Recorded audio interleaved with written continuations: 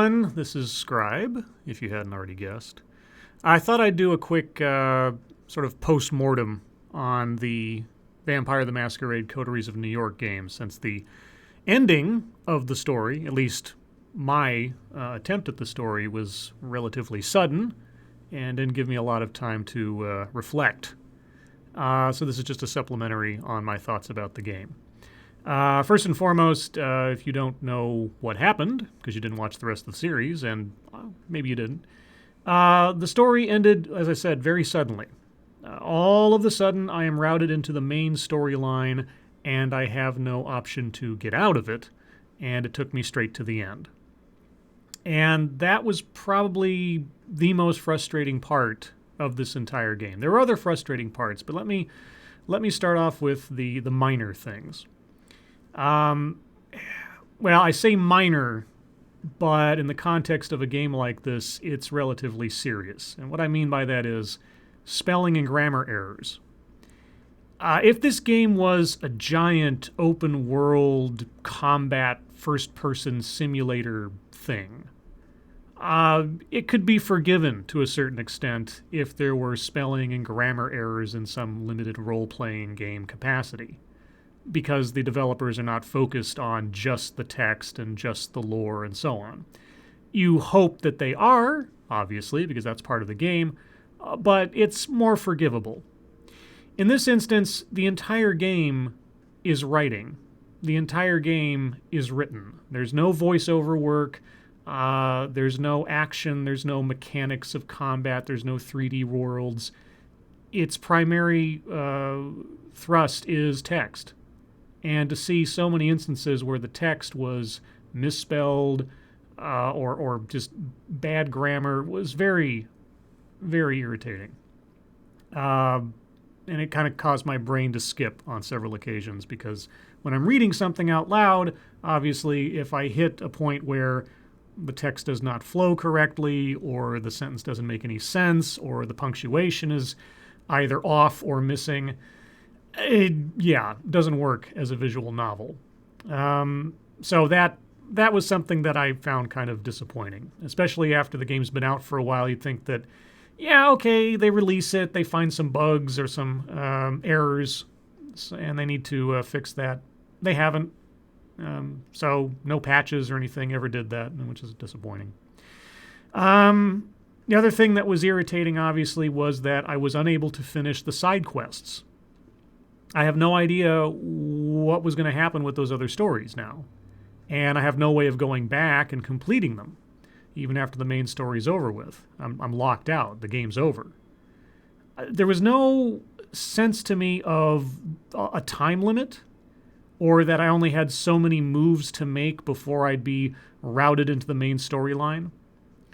And that was the other part that felt kind of irritating, was that, in most games, think about Skyrim for a second, okay? And I understand that Skyrim is a completely different kind of game, but as the player in Skyrim, you can choose when and how much you want to pursue the main storyline, and otherwise just go off and do side quests for as long as you want. You could play Skyrim for years and never even touch the main storyline, save for the very first adventure that you're introduced to. In this game, if I went to sleep as the character, I would either wake up with the option to do something on a side quest, or I'd be shunted into the main plot without warning and without choice. And sure, at certain points along the way of the story, that might make sense. Certain landmarks, certain anchor points of the progression of the story.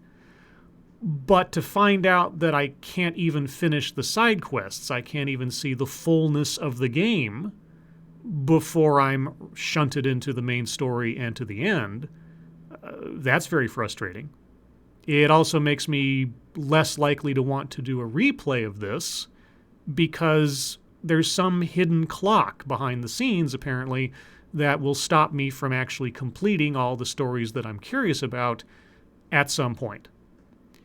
Because there was nothing to tell me when a particular decision was a key decision. And I know real life doesn't tell you when particular decisions are key decisions, and maybe some role-playing games keep it fairly vague. But if I'm not going to be told when I'm in a situation where this is going to be a pivotal choice in the story, if I'm not going to be given a, here is the point of no return, do you have anything else you'd like to finish before you proceed? It's like I don't even have the option of exploring the fullness of the game. Or if I do, I don't know the mechanisms involved in doing so.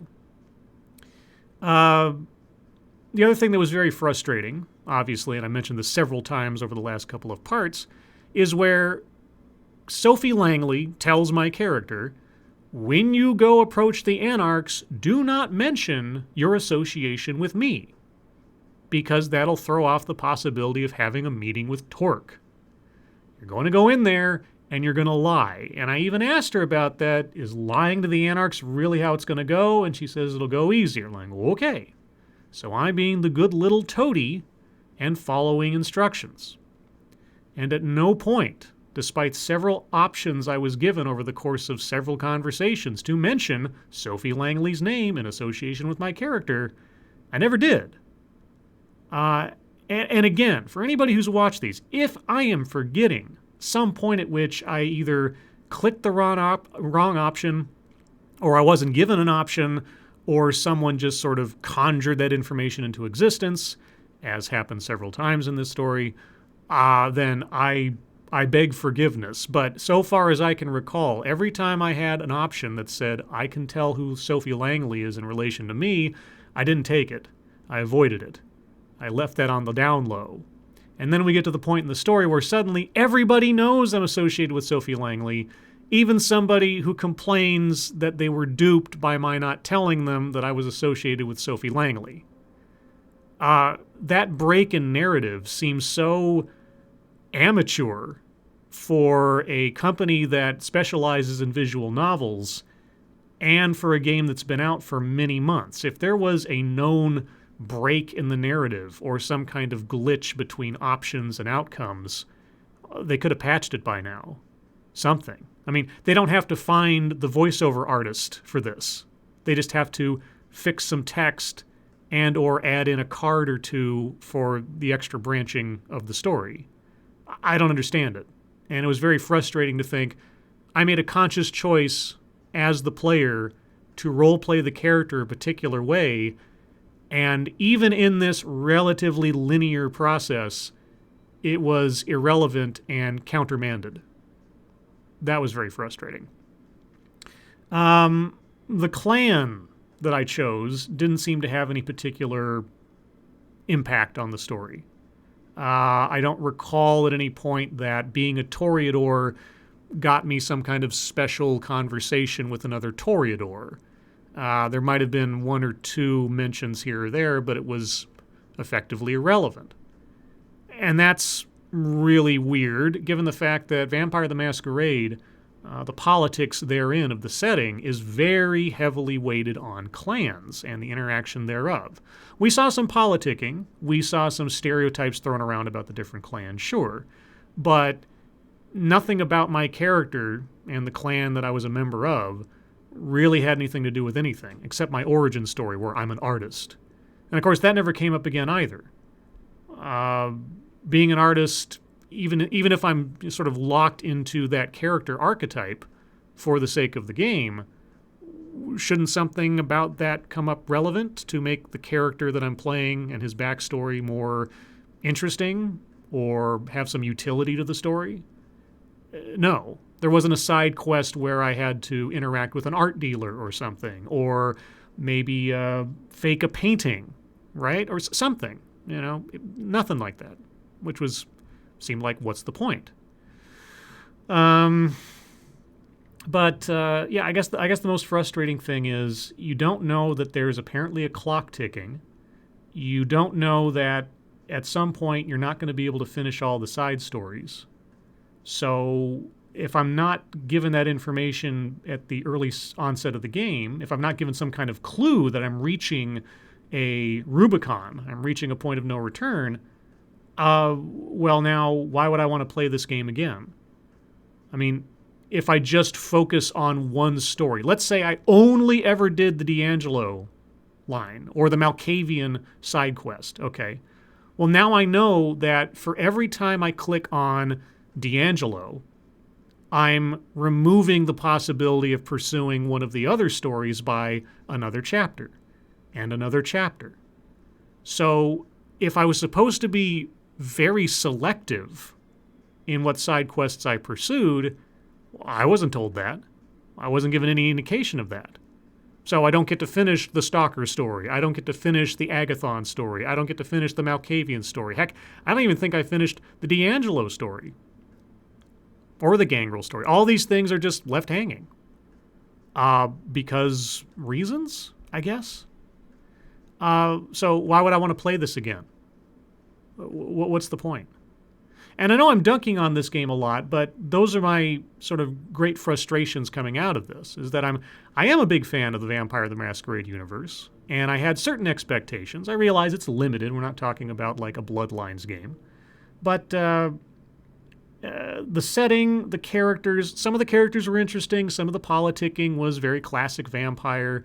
Some of the changes they've made to the circumstances of the universe since the last time I played the game was interesting. A thin blood primogen and the Bruja are no longer part of the cam and things like that. That was odd. I wish they'd done more with that, but anyway. Yeah. So I liked the art style. I liked some of the humor.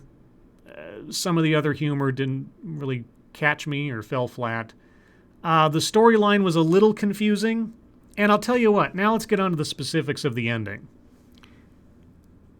As far as I can recall, the only time that I ever interacted with that Arturo character, or Arthur character, whatever his name was, who I guess is either a Malkavian or a Toreador, I don't know, who reminded me of someone who would be like a harpy in the Vampire the Masquerade politicking scheme.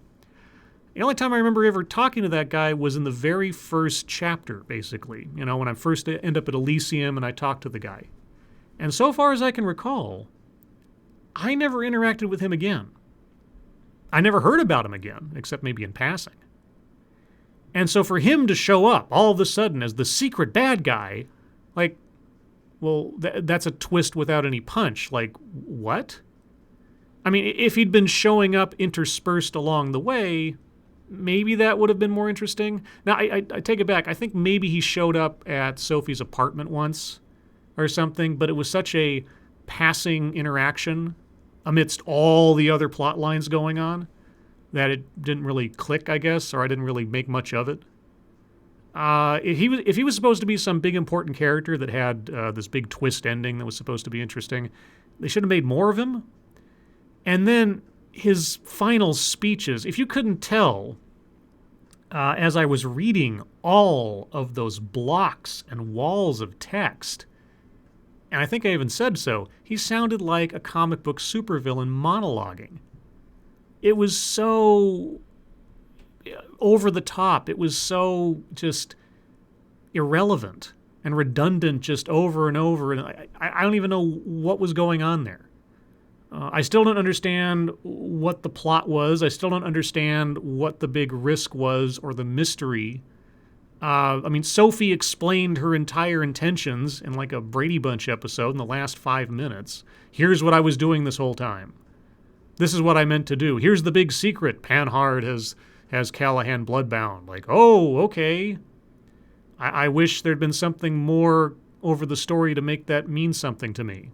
But it never did. And I'm just a pawn in this. I knew I was a pawn from the beginning. How could you not know that? What?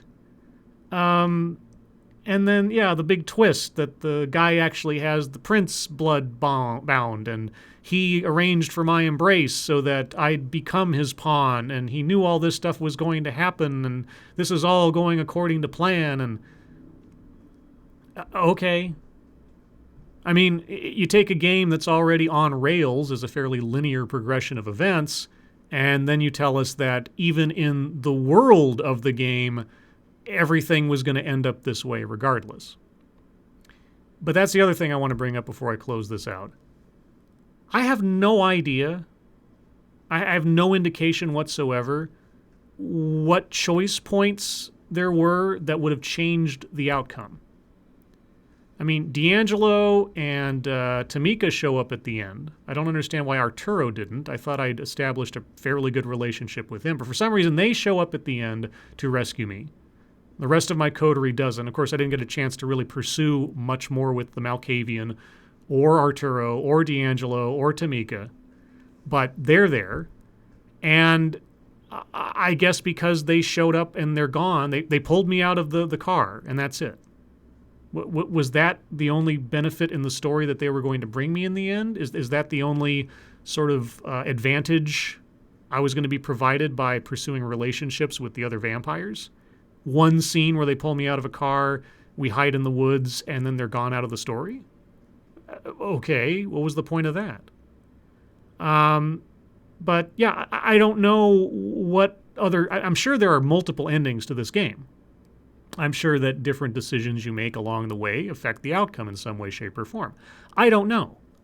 And I don't care. The game did not make me care or feel like I had any agency over the events.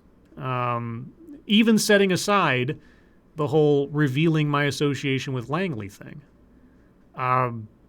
The characters never landed. I never got to complete any of these side quests to feel like there was some relevance to it. I never got it. Like I said, I never got a notion that making friends out of these other vampires was going to give me some advantage or not. And especially in the D'Angelo story, there didn't seem to be any decision points that were a point of no return. If I said something wrong, if I made the wrong choice or the awkward choice, we still ended up with the positive outcome. As far as I know. But I won't know. So, anyway. That's my thoughts, such as they are, in the aftermath of Vampire the Masquerade Coteries of New York. I was optimistic. I know I'm a bit of a snob when it comes to the setting and everything else, but that seemed to go by the wayside as the story progressed. I wanted to find out what happened with Kadir and D'Angelo. If I solved the mystery, was D'Angelo going to get a promotion? Was he going to become a scourge? Was he going to become the sheriff or something? I don't know. Was I going to have an ally in the court itself? Could I have overthrown Sophie? What? I don't know. I have no idea. And I have no motivation at all to start a new game and find out what the other options would have been. I know. I've said it several times now. I'm a broken record. But that's how disappointed I am. Because I think back to the last time I played a Vampire the Masquerade game, and it was Vampire the Masquerade Bloodlines. And I cannot tell you how many times I replayed that game as different clans, as the same clan making different choices, having different ideas about how to go about the stories, or just enjoying being in the world. So when I come to this, I'm thinking, oh boy, there's got to be a zillion branching paths, and there's got to be stuff with, I can go on a Toreador quest of some kind, right? Because if I'm going to pick the clan Toreador, well, there should be something exclusively Toreador going on, or it should open up options for me that I don't have. Even if it was just like an option, a dialogue option that was marked with the rose symbol for the Clan of the Rose, that told me, I get to talk to this person in this way because I'm a Toreador. I was amazed that wasn't there. I was absolutely boggled that wasn't there. They didn't make clan at all relevant in the interactions or the narrative. That was bizarre. But anyway, I'm starting to babble. This has just been my closing thoughts on the game. Obviously, I don't recommend it to anybody who doesn't like visual novels, first and foremost. If you are a Vampire the Masquerade fan, there's something to be had here. I didn't hate every moment of it. I'm talking in disappointment because there were things I was curious about that I didn't get to finish. I just wish there was more, telegraphing to the player what the limitations were. Did I have only so many moves? Was there a counting clock of how many days I had before XYZ happened? I never got a notion of that. Or if it was mentioned in dialogue at some point early on, nothing later on in the game ever indicated that I had a limited amount of time. So, if you can find this cheaply, if you can find this on sale for like $3 or $4 or $5 or something, and you're a real fan of Vampire the Masquerade, maybe give it a look. Maybe you'll have a better time than I did, make different choices, find a better ending. I don't know. Couldn't tell you. But if you don't like Vampire the Masquerade, you're not interested. If you don't like visual novels, don't bother. I'm sure there are like 17 other playthroughs on YouTube that you can watch to get a more full perspective on the game and possibly better endings. But there you go. Anyway, that's been my closing commentary on Vampire the Masquerade, Coteries of New York. Not sure if I'll do another game series anytime soon, but you never know. But if you do like this kind of content from me, let me know in the comments, leave a like, and, as always, thank you for watching.